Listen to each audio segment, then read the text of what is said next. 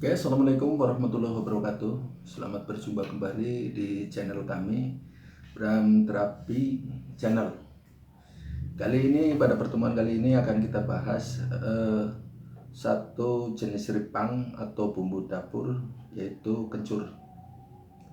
Nah, kencur yang di sini adalah kita manfaatkan buat kesehatan, dan lebihnya manfaat yang lain adalah sebagai bumbu dan untuk herbal atau jamu-jamuan. Kita bahas saja langsung yang pertama, yaitu untuk kesehatan.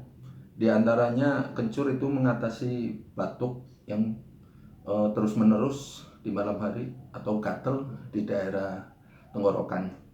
Langkah yang pertama, kita langsung aja kita siapkan pesok atau pemes atau apapun yang fungsinya untuk memotong kencur itu sendiri.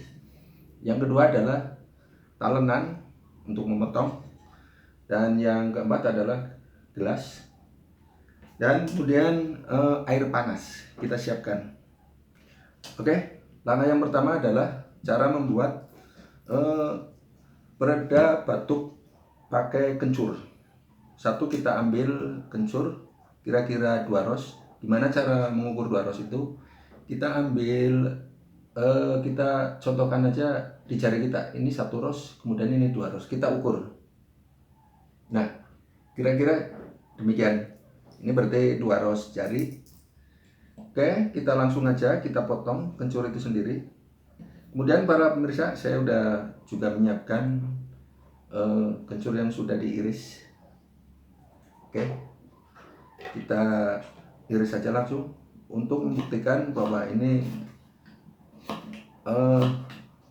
langsung kita praktekkan, yaitu kita iris tipis-tipis pakai alat yang telah kami persiapkan tadi, kita bahas tadi di atas. Tipis-tipis ya para pemirsa sekalian, tipis. Kemudian setelah kita potong,